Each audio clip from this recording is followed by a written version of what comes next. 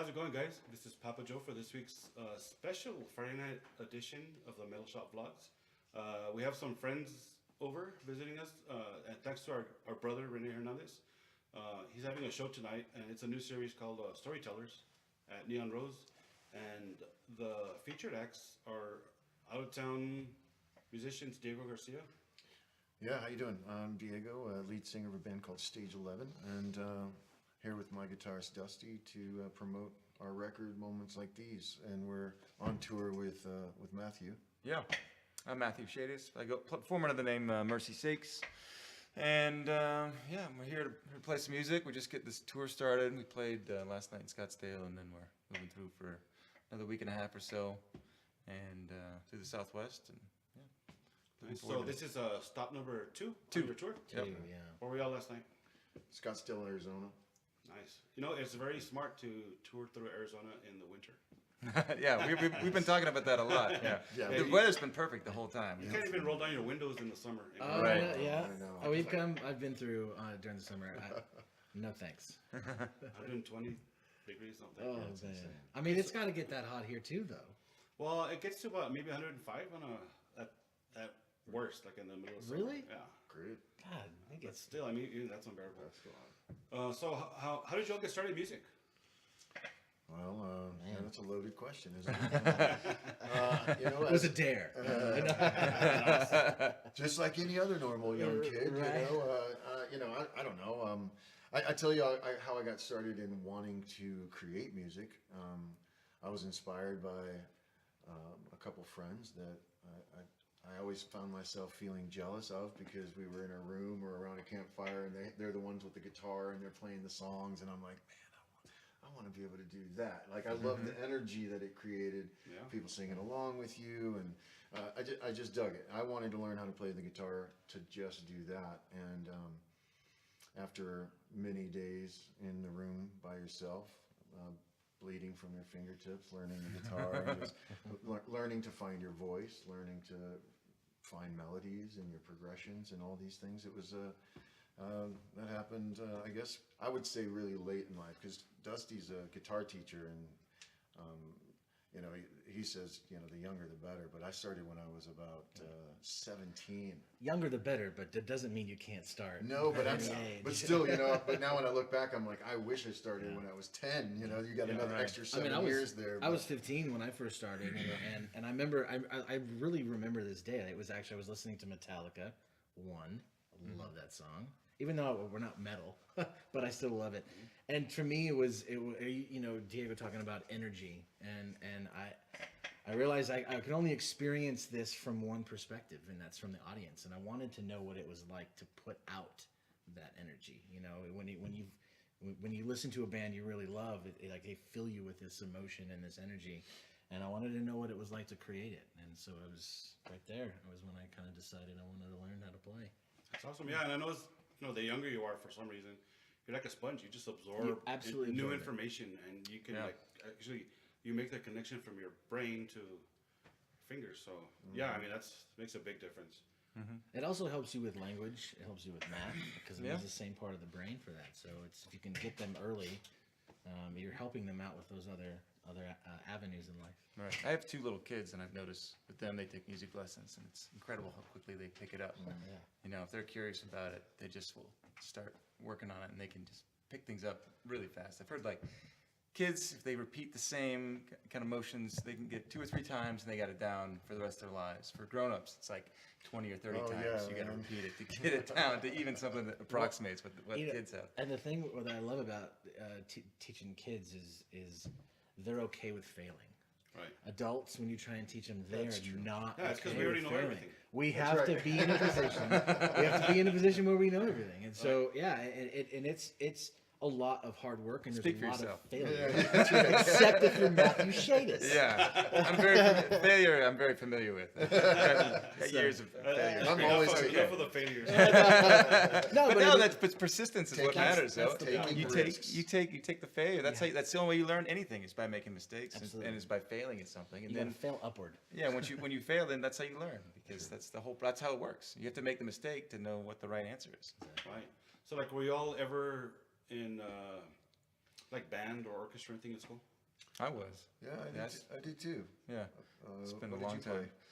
I played the baritone horn, also like known as the euphonium. It's kind of like a tuba. That's what I did for a long time. I actually went to college for that, and I also played piano. Some I took piano for a while. I played the trumpet for 3 or 4 years when I was a kid. Yeah, I actually wish I'd still picked it up. we should get our brass band together. Yeah, right. Oh, Mix it that's up. right. You guys start a ska band. I was and I was an athlete. I was a ball player, and that was it. I was kind of just a closet. I was a closet player. Guitarist. I then came out of it. So, Yeah. So did you all do like the whole Friday Night Lights marching band thing? I did not because when I went into high school, I was also playing football and baseball. So it would have been weird to get out of my football uniform to then go march on the field and then go back. Although I know people have done it now, but this was in the '80s, so I was like, I definitely did. Yeah. I was in You did? marching You did band. both? Yeah, 4 years of marching band for sure in high school. Oh, that's awesome.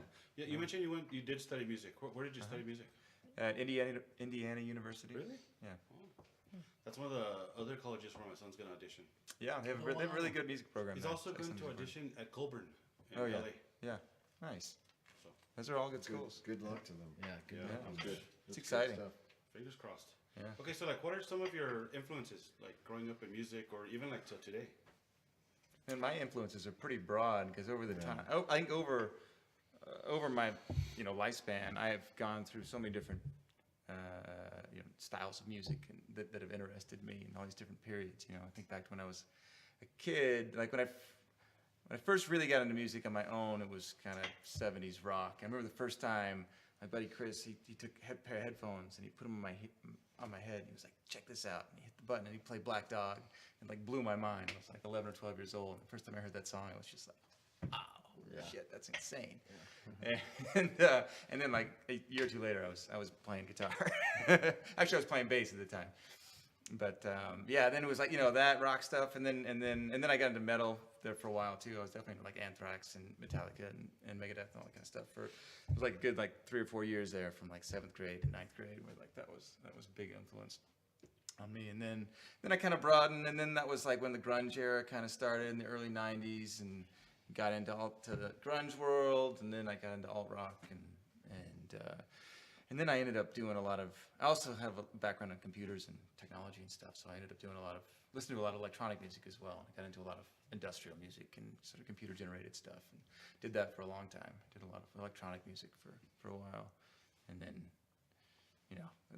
but now I like my mother. Wide range. Well, yeah. My mother's background she's from Tennessee and from East Tennessee, and so she's always had a more roots music kind of background, and so I've absorbed a lot of that, I think, subconsciously over my life, and then now over the last 10 years, I have gotten more into more traditional forms of music and more into folk music and classic country and just older forms of music and stuff that feels more sort of just rooted in humanity and in life and divorced from so much like technology, which I love. I enjoy it, and I like technology and stuff, but it's nice to be able to put that down and just pick up my guitar and just play and sing. It's more like organic and more it's sincere. just so much more satisfying when I don't have to like. I've spent so many years goofing with computers and technology and trying to make it all work, and something always goes screwball, and so you end up fixing problems and not making music, and get to the point where I just put all that down and just pick up my guitar and play. It doesn't break. The acoustic guitar never. The worst is you make it a broken short-circuits. string, and I can deal with that, once in a blue moon. What about you, Lou? My influence is a huge Pink Floyd fan. I think for me, I was 13 when I first heard Dark Side of the Moon, and that changed my whole outlook on music. I was like, oh, that's what it's supposed to be, and that and then of course like I went full bore into grunge when it hit. I was that was my wheelhouse. So. Now, Muse, I've been listening to them a lot lately, and, we were just listening to Beck on the way here, which is another one of my favorites. I love his lyrics. They're really, really great. But as far as playing style, I've always gravitated just towards the acoustic guitar, probably just because of its portability, to be honest with you. You can kind of grab it, take it anywhere you want to go, and I didn't necessarily start playing music or playing guitar so that I could be in a band. I just wanted to be able to play songs that I really enjoyed. it wasn't really until I met Diego and we started kind of playing stuff together that we realized we might actually have something here. So, and that's where we are.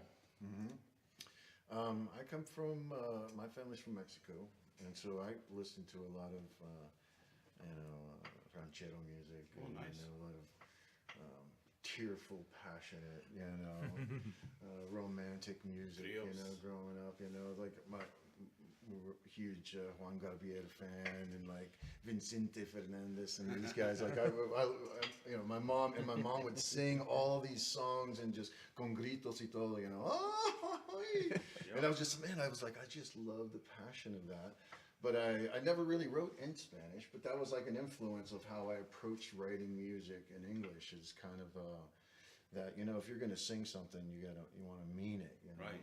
Yeah. And so there's all kinds of bands I loved growing up. Of course, I was an '80s kid, so Michael and Prince and even Lionel Richie and Billy Joel, and I loved country as well, and I was into reggae and loved blues, and I just was like taking anything that was really good and fun, and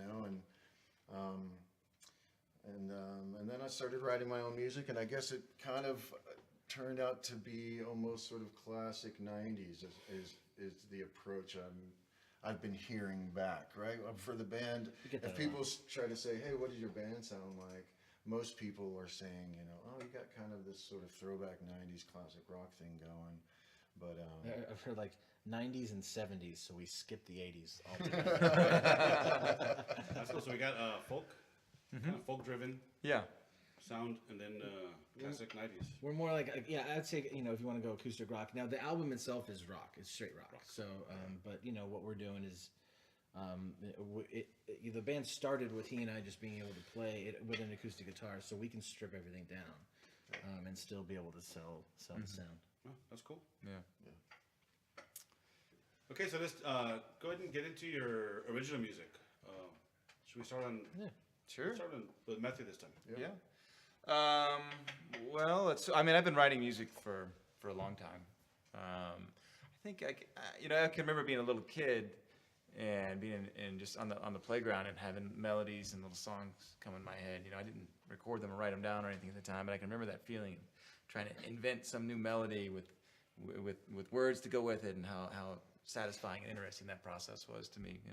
And then later on, then got a little bit more music training, and then later on was as a teenager, I started playing in bands, and then started writing more of my own music. And like I said, played a lot of electronic music, and wrote some of that just totally instrumental, and then some of it with vocals and things like that as well.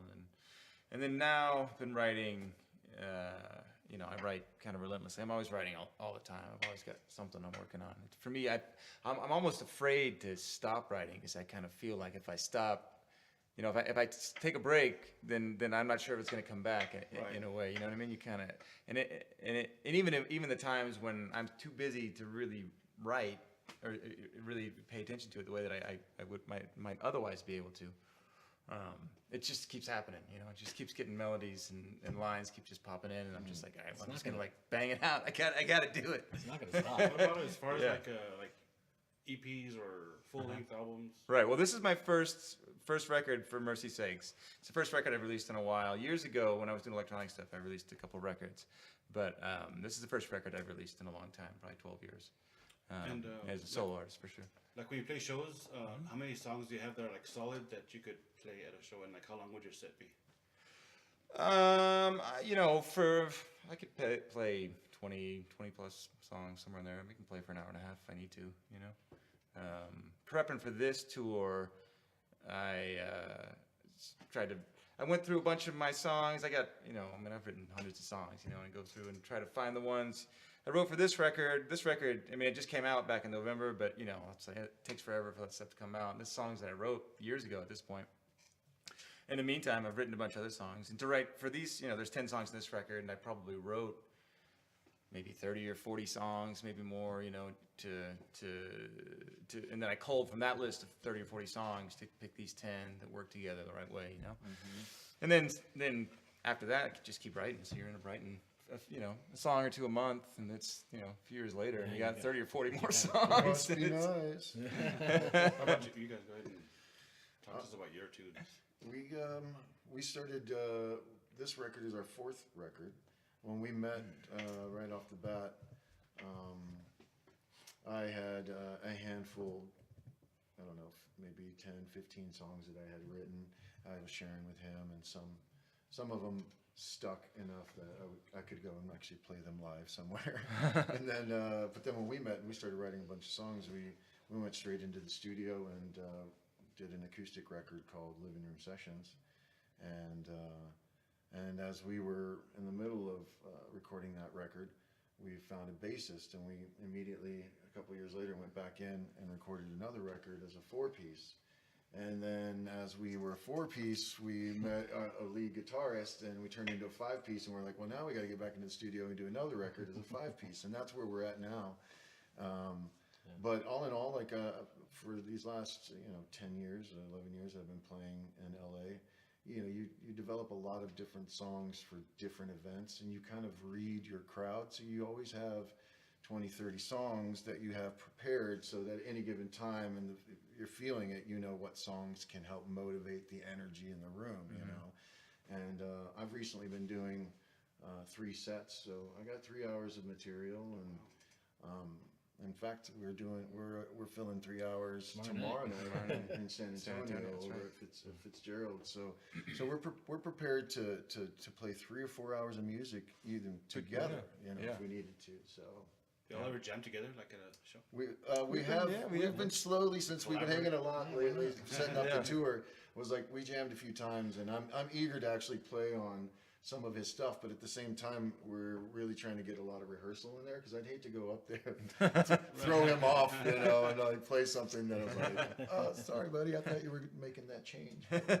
Maybe I should know the song a little better. Maybe I should. But that's what's so great, is that we're both learning each other's songs even more, and we are jamming together, and maybe we'll find the right song at the right time during this tour that we might play live together. Yeah. Sometime in between driving and sleeping. That's right. But it was actually not long after we met.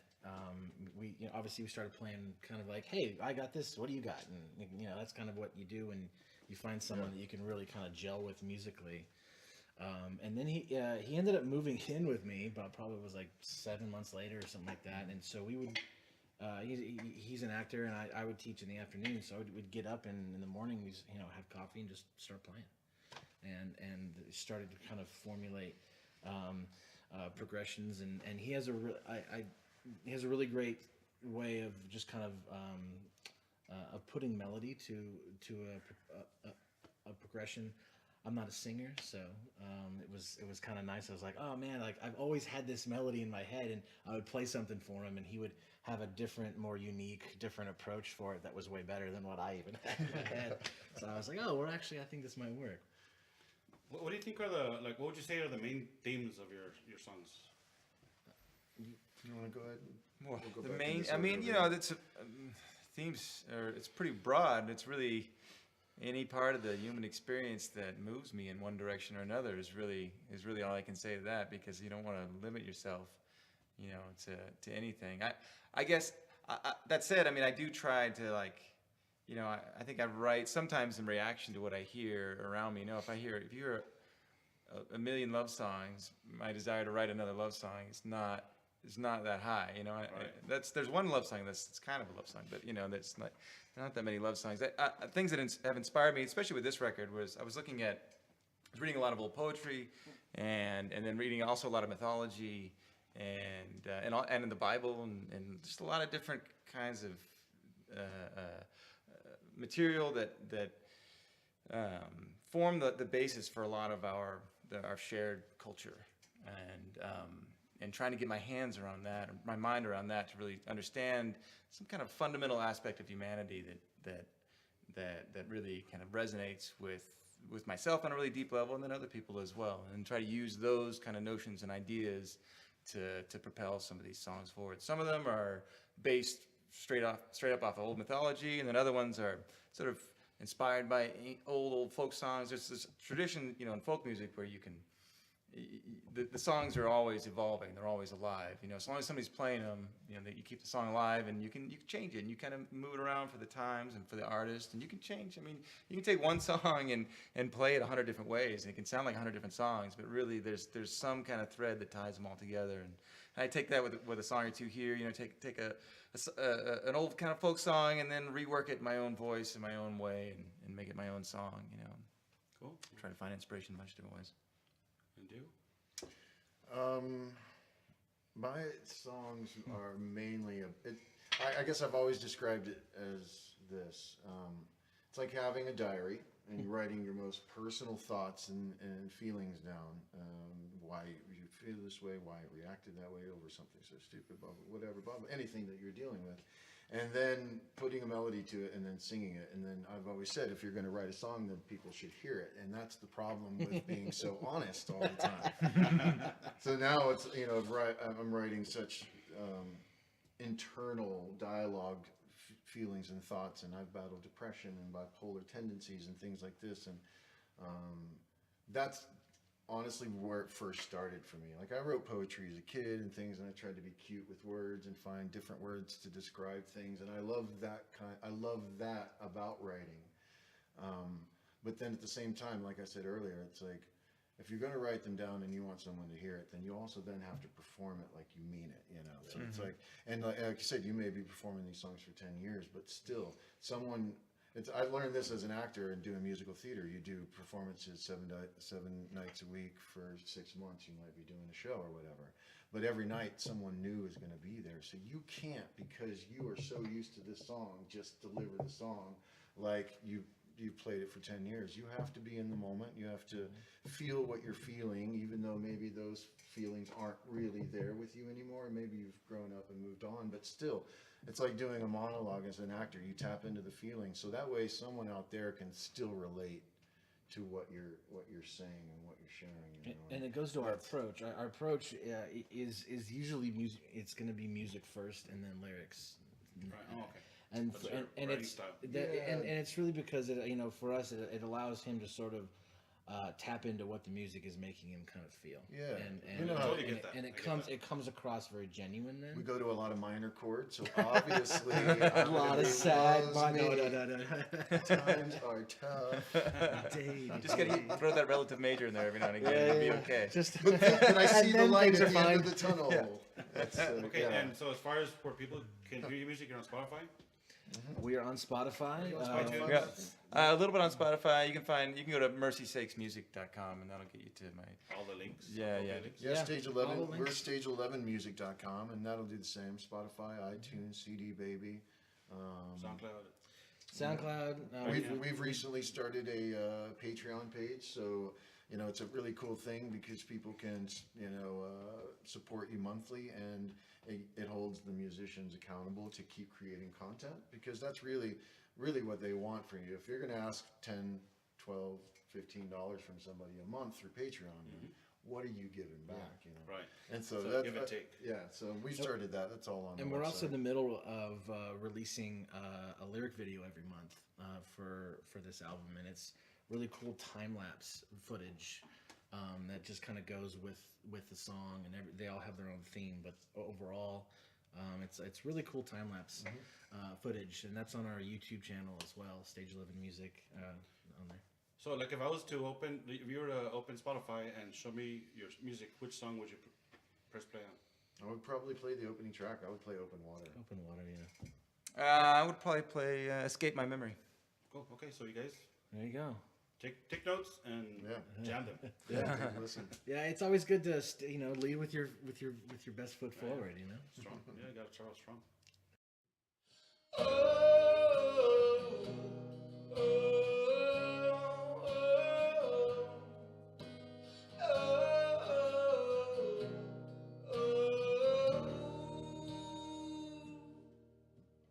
There it is that ache to feel you press.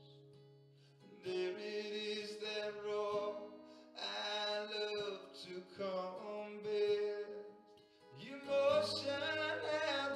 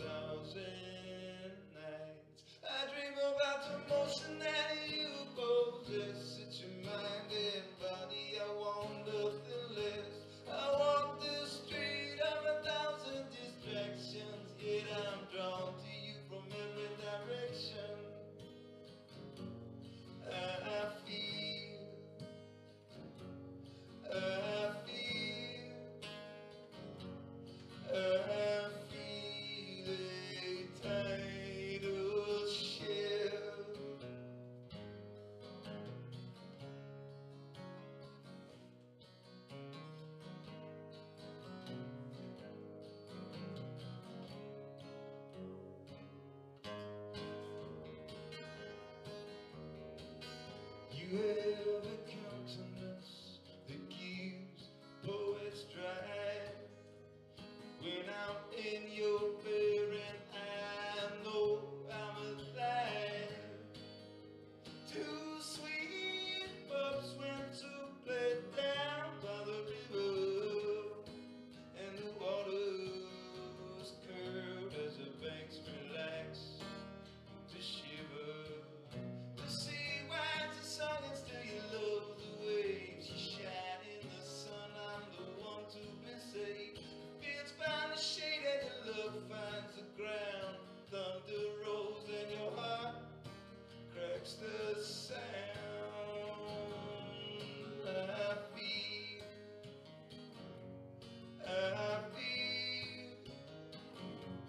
I feel a tidal shift.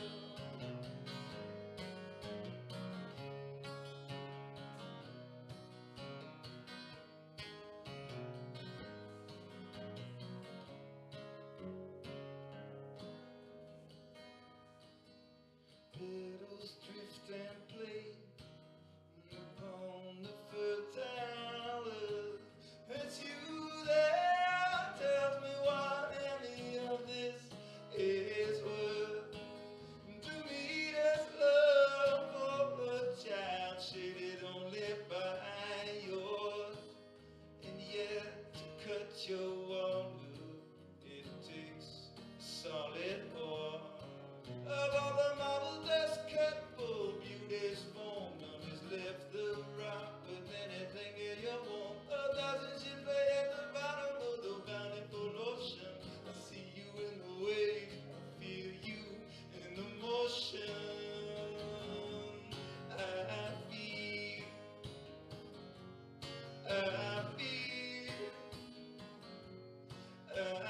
feel a tidal shift.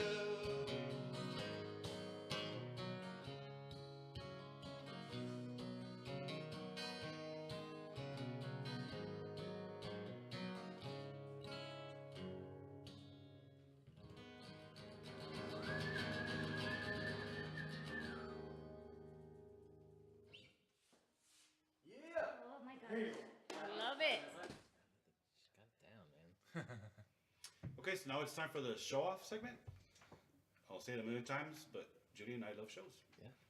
I don't know how else to put it, but we love them, man. We love going, we love the atmosphere, we love the music, we love the friends, we like making new friends, and that's what we're doing tonight. So go ahead and talk to us about where you guys have played. Well, over the years, we've played all over LA, from the Rainbow Room, Viper Room, the Roxy, Troubadour. the Whiskey, Troubadour, the Mint. We had a 42 Residency. week residency at Harvell's in Santa Monica in 2015.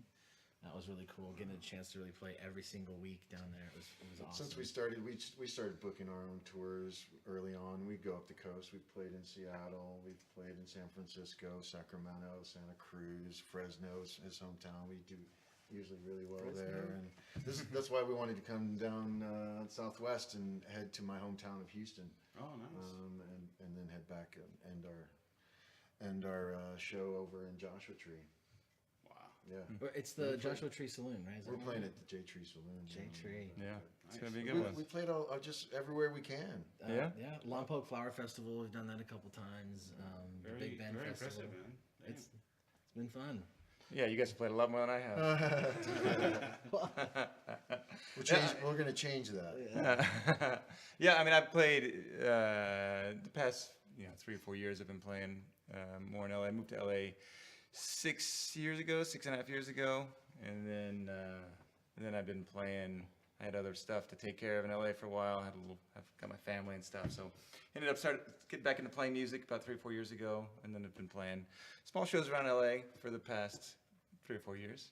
Pretty regularly. Well, I mean, I play once a month at least. That's what LA is for. Yeah, LA's great because it's one of the best things about LA is that it's almost, well, not almost. I mean, it is. It's like a dozen small little cities all right next to each other. I mean, LA's a huge place, but really it's a bunch of small cities just right next to each other. Yeah, So on each top of one's each got other. its own little downtown, its own little vibe, and you can go to those different spots. And You can go west side, you can go Hollywood, you can go North Hollywood. you yeah, can man, go there's the Valley. east side, and it's all over the place. Yeah, Judy and I have actually been to a show in Anaheim at Chain Reaction Okay. 2 years ago. We loved it. Yeah. Loved it there, man.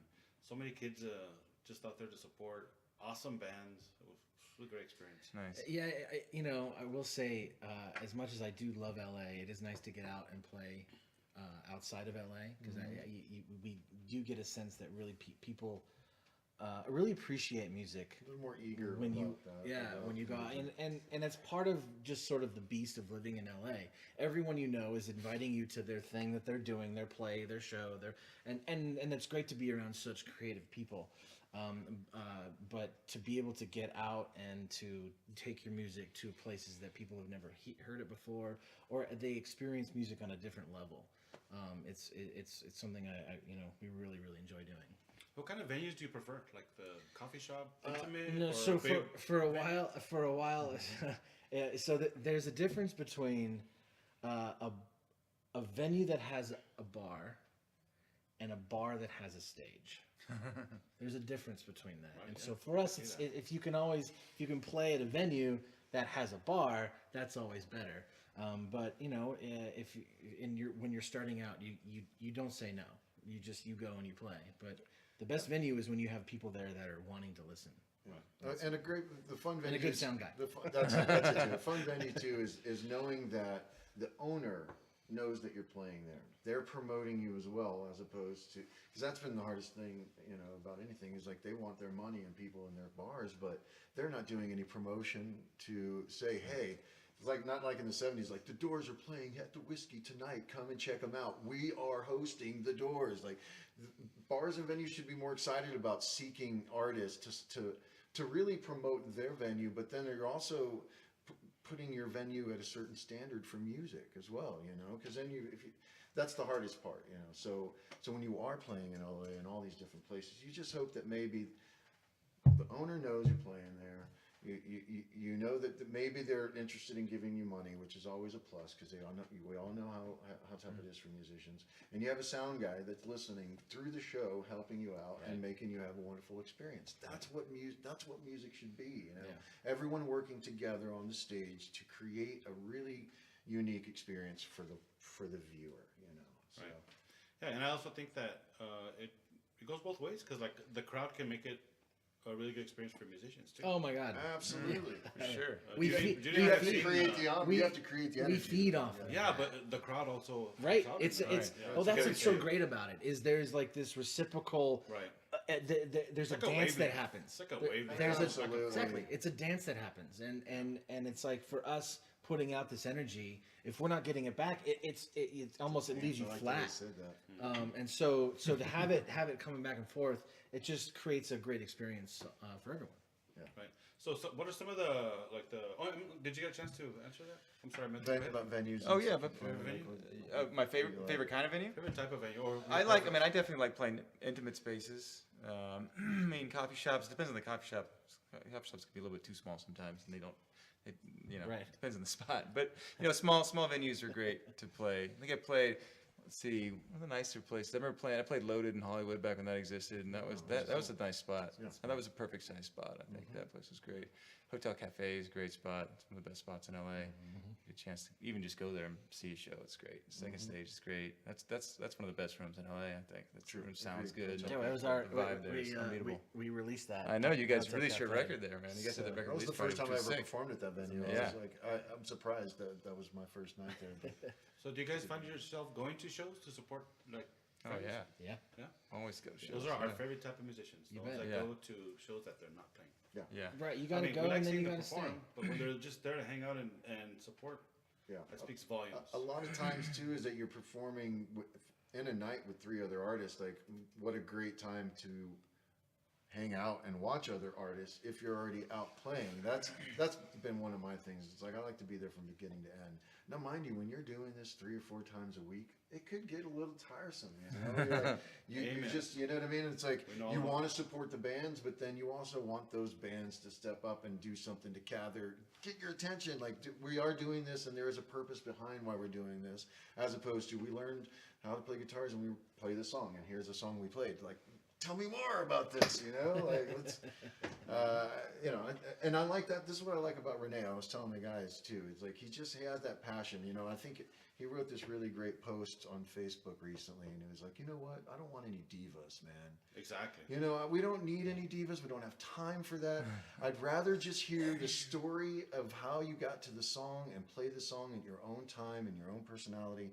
And that resonated so much. Like I said, I did tell them that a few hours ago. I was like, this is the kind of guy I know is Renee to be. We talked for 20 minutes in LA a while back, and now here we are, and we're more connected than we ever have been, and we haven't spent a lot of time together, you know. But this is the beautiful part of the indie scene and the music scene, and people like you, Joe, who are promoting and inspiring us to keep doing it. Musicians, we need people like you. You know?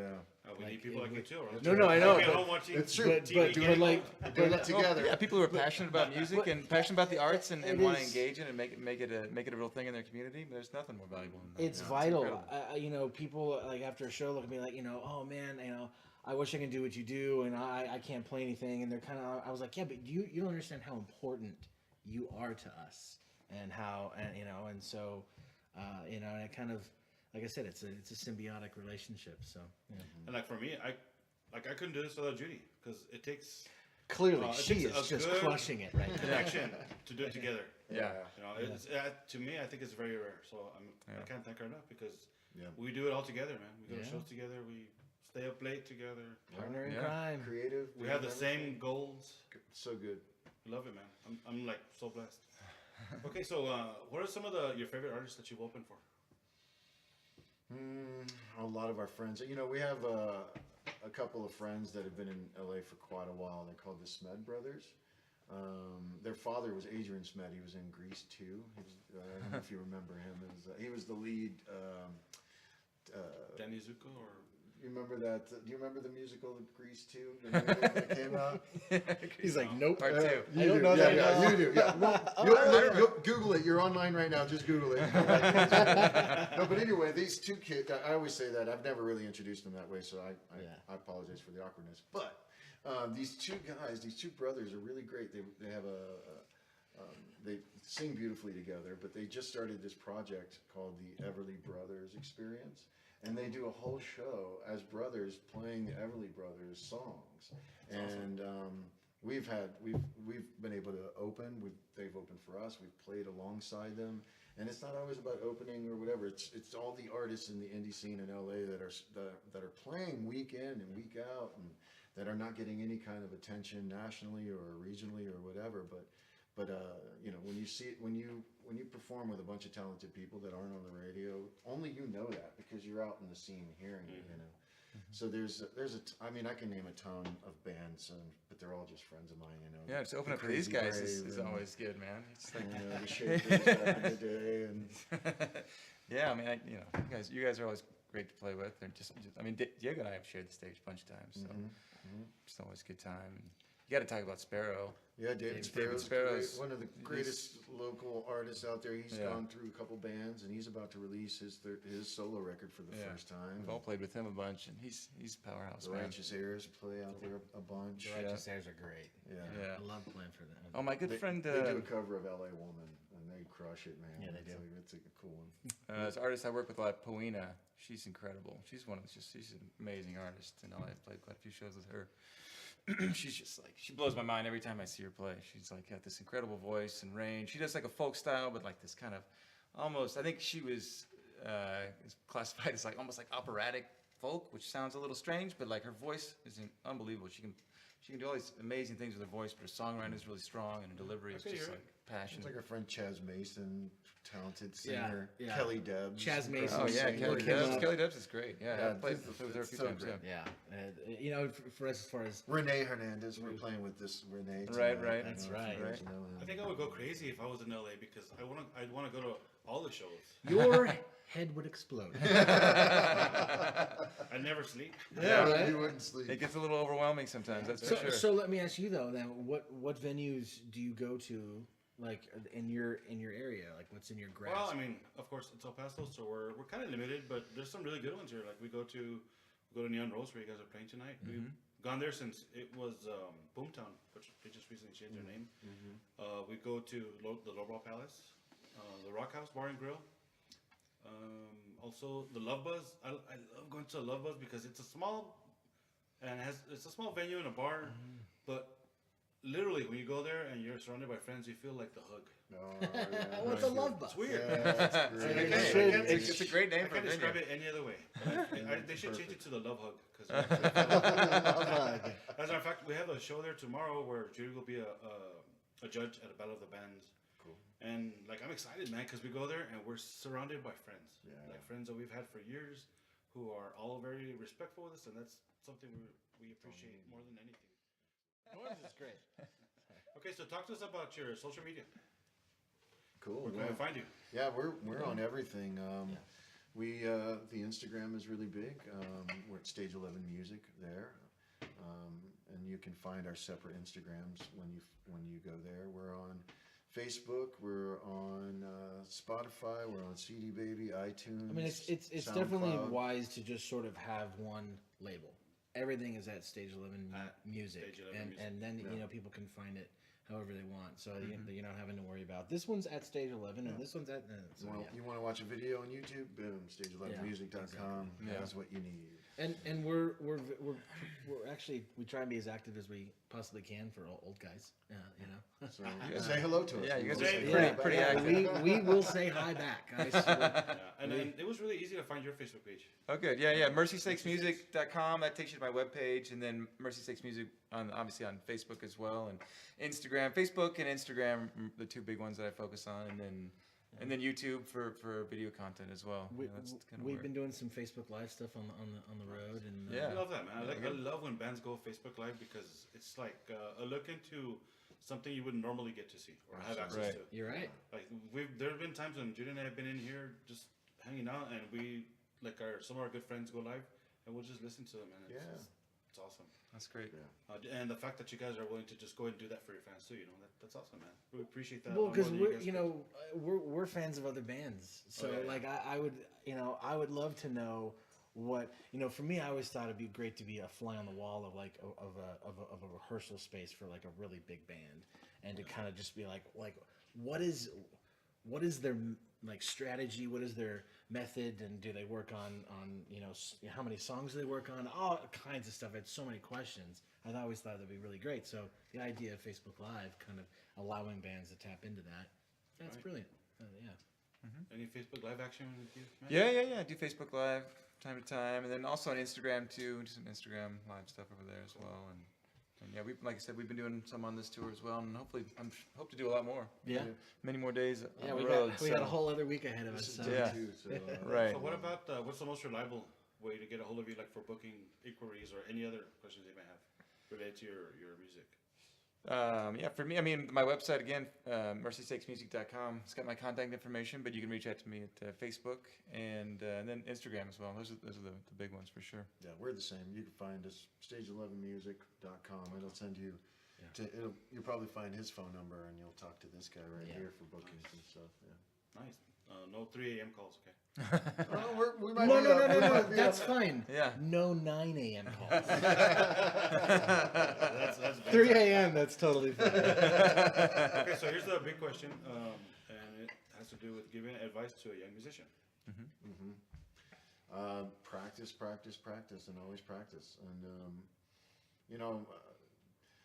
one of the best things when I first started writing music was, I remember learning to play with a strap and stand up and play, because I was always sitting down and doing this, and you look into a mirror and you work on singing into a mic. Everything takes practice. I would always rehearse.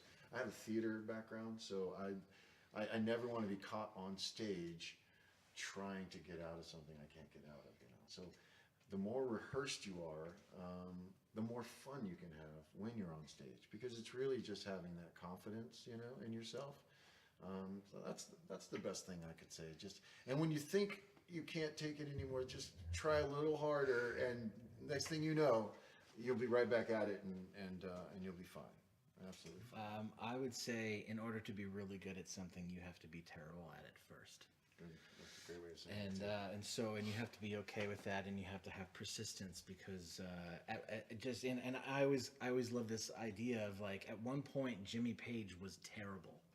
At one point, Jimi Hendrix was awful at guitar, and so that kind of like that almost, you know, would kind of inspire me to keep going, and yeah. So again, don't stop, and even if it's for a career that you want to do, or if it's just for yourself, just being musical in general. It opens up so many doors, you know. People, like, you know, it'd be amazing. If it weren't for music, we wouldn't be right here where we are right now. Exactly. So keep it up. Yeah, I mean, applying yourself to anything and really focusing your energies on it and your time on it, and like you said, not being afraid to make mistakes, because that's the only way you're going to learn anything, is by making lots of mistakes. That's going to focus all your energy into a singular point, and you're just going to really work on it really hard, and if you spend a lot of time focusing on it, then you get to a point where that becomes like a key. It just unlocks the door and it just opens up. I mean, things that you could never possibly have imagined, you know, can really get opened up. But and one thing that's important to me, and I have to pay attention to when I'm writing now, and I think I even apply this to when I was younger, and learning how to play and learning how to perform, is like there's like these uncomfortable feelings that you might get when you want to, like, you're going to put yourself out there, or you're going to write a line and you're like, oh, that's revealing too much, or that's not right. And that feeling, that feeling where you're on the edge, that's the feeling you got to go after, and you can't be afraid of that, and you have to use that as your guidepost, because that can really push you in the right direction. Because that means if you have that feeling where you feel like, oh, this is too much, I don't want to say this, I don't want to put myself out in that position. Right. That's a guidepost. That means go. That doesn't mean stop. Yeah. That's crazy, because that happens to me a lot here. I'm like, man, I shouldn't have said that. So I go back and I take it out. I'm gonna start leaving that stuff in, man. That's right. Leave it in. Yeah. Gotta deal with it. Okay, so like, do you guys have any hidden talents, like secret talents that you don't really talk about? I know you're an actor. Hey, I'm an actor. I guess that's a talent, right? I don't know if it's hidden. What kind of actor? Like, is it more like serious? I've done stage. I've done a film. I've done TV, and I've done over like 70 commercials. Really? You just did 2 last week. I was on for who? I was on Raising Hope 2 years ago. I did Entourage. I was on The Shield years back. I did Surviving Suburbia, October Road, Brothers and Sisters. I've done a bunch of TV shows. Yeah, commercials. Name something, I probably have done it, from Taco Bell to McDonald's to Burger King to beer ads and car commercials, and it's just been a career choice. I started doing the acting thing when I was 15, 16, and that's led me to musical theater and singing, and then to learning how to play guitar and writing and doing that on my own. So I've been trying to balance this whole acting career with the music career, and it's funny to say though. It's like I need the acting career because that actually is paying the bills. The music career is not. Have you ever died acting? Yes. Yeah. You did. I always wonder how it You did. A few times. That's twice, right? I got shot 11 times in one film. It does some slow motion action, blood capsules and stuff. And then I did one of my first 2 films I did in L.A. One was a Roger Corman film directed by Jim Wynorski. It was called Cry of the Winged Serpent. It's a sci-fi film that made it out. And literally, there was this big fight scene in the first 3 minutes of the film.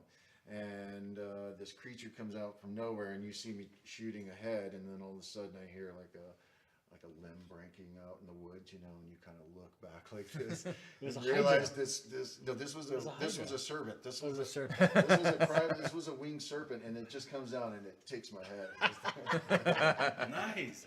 The other film he's thinking of is another sci-fi, and it's funny because I die and then the credits start for the beginning of the film. Yeah. So perfect. So then I get another sci-fi film, and I get the same thing. This one was for Hydra, and I'm in the big beginning intro, 5-minute intro of the film, and you see me moving and working through the thing, and I trip over something, and I look back, and a 3-headed Hydra is like above me, and I'm running through the woods, and the scene is I'm holding on to a tree, and it grabs my legs and it rips my legs out from my body. The CGI is wonderful. Yeah. And your legs are still here, so That's right. we're good. So no, I've just done a lot. I've just done a lot of stuff. It's kind of been my main path. I love taking people's writings and as an actor, that's the skill. You make other people's words believable. You commit to them, and so the audience believes what you're saying. And it goes back to music. I keep going back to that. The words are so important. You got to mean what you're saying. If you're going to sing and share music, then let me feel it. Let me make me understand why. Yeah. Yeah. Any thoughts? I've been no, go ahead. No, I'll be quick. No, I don't know much. No, like I said, I was an athlete growing up. I played baseball all the way up into college, and so that was it's a passion of mine. And Did you ever get like the winning yes, home run? Or and actually, walk-off? I was in to talk about accolades in junior high. Al Bundy. Yeah. That's right. But it was You seriously. know, we got Uncle Rico. It's over my here. Al Bundy moment. Back in '82, we won. We won the city championship with 13-0 in the season, and I pitched the final out. Nice. Pretty Nice. awesome. Oh, That's yeah. right. I was in 1994. Hey, Matthew, what did you do? But baseball, I love it, and so I work with kids, and I teach guitar, and I also do baseball stuff too. So. Well, it's funny because I work on the other side of the camera from Diego. Well, I work in post production. That's what I do. I'm a commercial artist, and I do animation and motion graphics design and things like that. So I've been waiting to see Diego's face pop up in a spot that I work on, because I've worked on a million different spots too. That's what my day job is, making TV commercials mostly. Yeah. So I've done Taco Bell commercials and IBM commercials and Exxon commercials and all kinds of endless commercials. We'll run. My face will run across your screen. I can't one day. I I'm can't sure wait. of You probably it. have it on one of your hard drives or something. Yeah, I know, maybe. Okay, so in less than 10 words, just address social media bullying. Oh, wow. In less than 10 words. Needless. I mean, really. I understand how the allure is there, because you're able to tap into your own insecurities. You might see someone out there doing something that you might want to do yourself, and so you have your own insecurities about it, and so that brings up emotions in you that you don't like, and there's no consequences nowadays, so you can just go, I'm gonna think of something, and I'm just gonna blurt it out, and without any thought of how that's gonna land, how it's gonna affect other people. And I don't understand why someone would want to actively go out of their way to hurt someone, as far as make them feel that way. And I'm sorry if that's what gets you off, but that's there's just no place for it. The song is called Lo di mi mente. Y en un momento correcto no, que puedo ver, no estás enamorado conmigo, por debajo de estas luces, que no supusieras ver la parte más fea de mí, no es algo que habría elegido en proveer el veneno más dulce.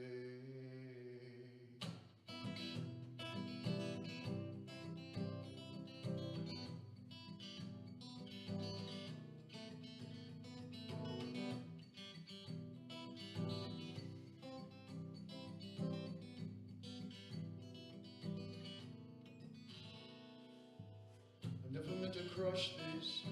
Faith and trust you gave us, you're the best I ever had, and I'm wanting you to stay. Can you look past destruction and the crumbling of emotion? It's not something I'd have chosen. To flood your mind with poison. Was the moment right? No, for what I can see. Underneath these kind of lights, you're not in love with me. You were supposed to see the ugliest part of me. It's not something I'd have chosen, but I'm tasting this sweet poison. Do you want to know? Do you really want to know what dwells inside my mind? A mess I can't describe. Do you want to know? Do you really want to know the things I can't control? The demons in my soul.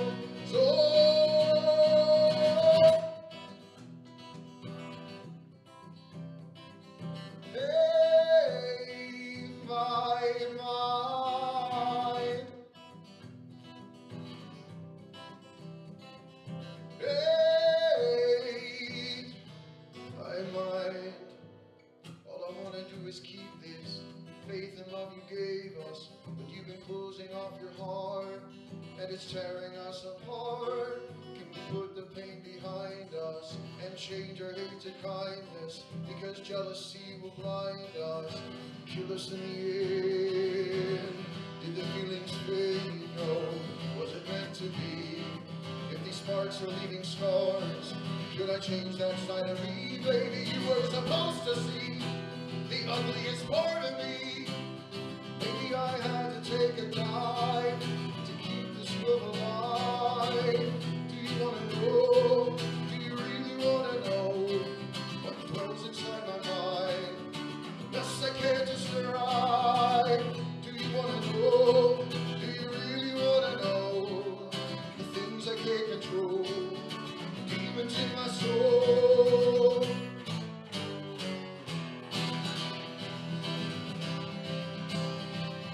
Hey, my mind.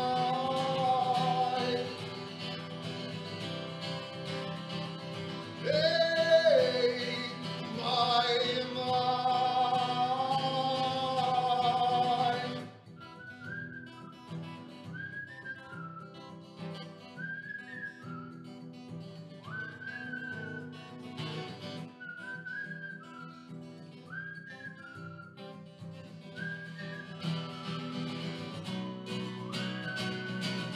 Do you want to know?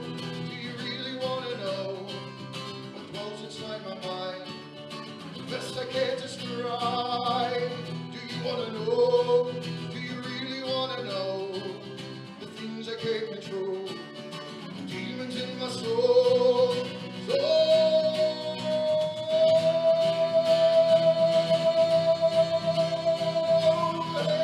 Hey, my mind. Hey, my mind.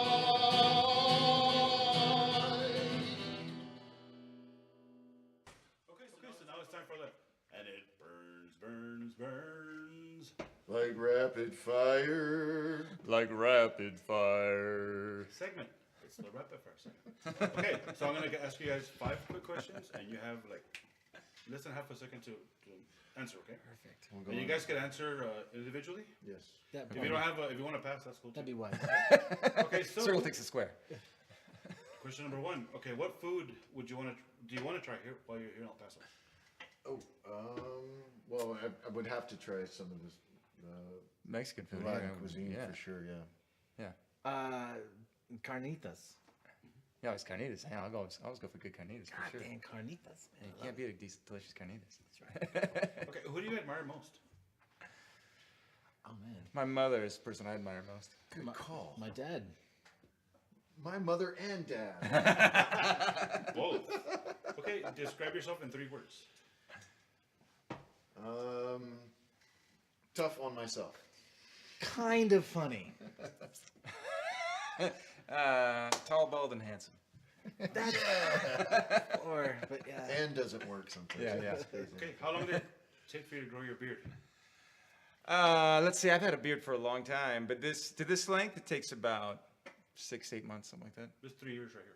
Yeah. You got 3 you win. years. You win the beard competition, Wow, yeah, which you is do. unusual You if do. I'm in the competition. Yeah, I keep it tight. I don't go too crazy. I figured, since we were touring together, I wanted to have more up here than up Right, than down right. here, so we would kind of be, we'd match on stage. Right. Okay, and the last question: what is your biggest addiction? I hate to call it addiction because I just love the way it makes me feel, but I mean, I like cannabis. But I'm also an advocate on why it should be legal and all, Using it wisely. all the positive aspects that come with the true medicinal purpose of what cannabis is. Yeah. Good food. Same. I'm kind of a big fan. I think we're brothers in another life. I know, right? Really good food. Man, I think my biggest addiction is probably probably procrastination. If I had to say what my biggest addiction is, it's probably putting stuff off and not concentrating on the right things when they need to be dealt with. That's probably my biggest addiction. I think for me, it's like always having too many things in my hands. I carry my laptop, my lunch bag, my coffee, my keys, try to open the door. Always have too many things in my hands, man. It's some kind of metaphor or something in there. Hidden message from my head. I wonder if that's Simplify. like let you need to that get a stuff backpack. go. I think it's like I wonder if it's like a male thing where you're like, I don't want to make 2 trips. Right, could So be. I'm taking everything with me in one trip. I can do it all. True. Okay, so we've arrived at the end of our vlog, but I also give you an opportunity to go ahead and give any shout outs that you'd like to give to anybody back home or anybody who's helped you, maybe giving you a ride to the show or who's been okay with you jamming in their space or whatever. Right on. Geez, thank you so much to immediately all the indie artists in the LA scene that we jam and play with on keeping each other on our toes and providing entertainment on a weekly basis in the Los Angeles area. Our friends locally and our families for their support, for helping us. My girlfriend especially helping produce me on this trip, and help because it takes a lot to leave your home for 10, 12 days or even longer and know that you're not making money, but you have to spend a little money, but really meeting people and playing with other artists and the travel and the experience is all well worth it, in the end. So Yeah, I mean, we all have ladies, so that's the number one. My wife Jillian. So she's incredibly supportive. If you're a musician and you're with someone and she or he is not supportive, it ain't gonna work. It's just not gonna work. There has to be a trust thing, and they have to understand that musicians are musicians. Like you said, you'll never stop creating, and they have to understand that, and they have to be okay with it. They don't have to like it, but they have to be okay with it. As far as they don't have to like the music. It'd be great if they do. Yeah, they're accepting of that. But they part have of to your be life. accepting, and not just accepting, but encouraging. Right. Because it's hard enough for a musician to make it out there, let alone to have to worry about your own spouse or partner not being, not having your back. It's hard enough to get support, but you should at least get it at home. Right. Yeah. Absolutely. Yeah, without a doubt, my wife Naomi is the person she's the most supportive person of me in my life, and she's incredible. I mean, she has an arts background, and she has a pretty strong creative bent herself, and so I think she really understands how important that just the process, the creative process, and how important that is. It's just it's more than it's more than just like making music and having fun. It's become an important process for me to deal with my life and how I express myself. It can be difficult to express myself, in a variety of different ways. But with music, I mean, it's something I have control over, but it's also something I can use to communicate with other people and I can meet new people with, and it's just like it's so incredibly important to me, and my wife is just so supportive, and I mean, she's the best. But then there's so many other artists in the community. I mean, Diego is one of the he's one of the most supportive artists in the community that I'm a part of, for sure. I mean, he's at so many shows and always so supportive to so many people. I mean, he's always got a kind word to say to somebody, and very encouraging and really inspiring, for sure. thanks, man. That's awesome, man. Yeah. And of course, I'd like to shout out Mama Judy, as always, because she's my rock. All right. And I want to give a special shout out, of course, to our sponsors at Alive Audio for the awesome gifts. Really cool. But I also want to shout out Rene Hernandez, man, for introducing Rene, us to you yeah. guys. I don't know, a lot of people don't know this, but Rene will always have a special place in my heart because when my son was in his band, my son was really involved in orchestra and symphony and Allstate, and Rene never once complained about the time that my son spent away from the band. He never gave him a hard time for not going to practice or not making it to a show because of his high school functions. As a matter of fact, Rene would encourage him to tell him, no, if it's school related, take care of it. Yeah. Versus some of the other kids who are in El Paso, who my son was in bands with, they would give him hell because he'd miss practice. And what they didn't understand is that would affect me too because he's my son and I would see that. And it really, I think it really sucked, man. Yeah. If there are kids in your band who are busy doing like big things in their life, even though they're young, support them, man. I mean, that's so valuable, especially to young kids. So to Rene Hernandez, man, I love you, dude. You're always gonna be Awesome. my brother. Yeah, man. And I want to thank Stage 11 Yes, again. Thank you. Mercy sakes. Mercy sakes Yeah. for coming and hanging out with us. Yeah, thank you for having us, brother. It was a pleasure to join you guys, Yeah. to meet you guys, and thanks for hanging out, man. Thank you. And we shall see you guys next week on the Mail Shop Vlogs. All right.